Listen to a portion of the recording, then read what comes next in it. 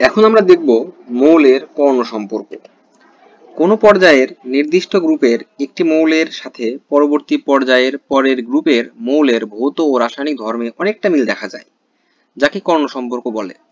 অর্থাৎ একটি মৌলে কোনো একটা পর্যায়ের একটি মৌলের সাথে তার পরবর্তী পর্যায়ের পরের গ্রুপের মৌলের মধ্যে কর্ণ সম্পর্ক আছে। এখানে একটা পিরিয়ডিক টেবিল আমরা দেখতে পাচ্ছি। ধরেন আমি একটা র্যান্ডম একটা মৌল নিচ্ছি, সেটা হচ্ছে নাইট্রোজেন।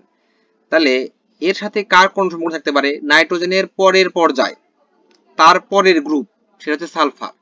অর্থাৎ নাইট্রোজেন এবং সালফারের মধ্যে কর্ণ সম্পর্ক বিদ্যমান। তো এই জিনিসটা বুঝতে পারা বা মনে রাখাটা অনেক টাফ। তাই আমরা শর্টকাট পদ্ধতিতে মৌলের কর্ণ সম্পর্ক শিখব। শর্টকাটটা কি?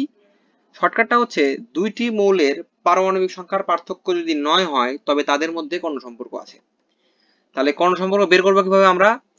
যে দুইটি মৌলের মধ্যে যদি পারমাণবিক সংখ্যার পার্থক্য 9 হয় তবে তাদের মধ্যে কর্ণ সম্পর্ক থাকবে। এটা প্র্যাকটিস করি, তাহলে সুবিধা হবে বুঝতে। এখানে একটা কোশ্চেন আছে, নিচের কোন দুটি মৌলের মধ্যে কর্ণ সম্পর্ক আছে?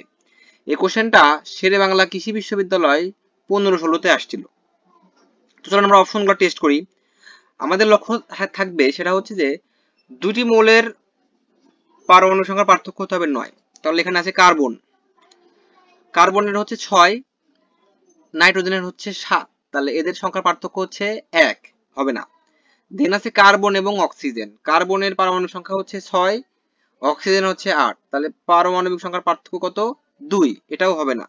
দেন আছে নাইট্রোজেন এন্ড বেরিলিয়াম, নাইট্রোজেনের হচ্ছে 7, বেরিলিয়ামের হচ্ছে 4, তাহলে 7-এর মধ্যে থেকে 4 বাদ দিলে কত থাকবে? 3, এটাও হবে না। দেন লাস্টে আছে বেরিলিয়াম এন্ড অ্যালুমিনিয়াম, বেরিলিয়ামের পারমাণবিক সংখ্যা 4 এবং অ্যালুমিনিয়ামের পারমাণবিক সংখ্যা হচ্ছে 13, তাহলে 4 আর 13 যদি আমরা বিয়োগ করি তাহলে আসবে হচ্ছে 9।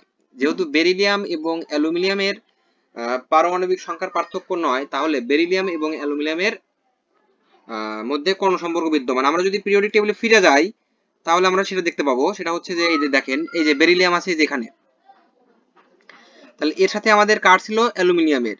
বেরিলিয়ামের পরবর্তী পর্যায় তার পরবর্তী গ্রুপ, তাহলে বেরিলিয়াম এবং অ্যালুমিনিয়ামের মধ্যে আমাদের কোন সম্পর্ক আছে, যেটা আমরা মানে এভাবে না শিখে আমরা শর্টকাটে শিখবো। শর্টকাটটা হচ্ছে দুটি মৌলের পারমাণবিক সংখ্যার পার্থক্য যদি 9 হয় তাদের মধ্যে কোন সম্পর্ক বিদ্যমান।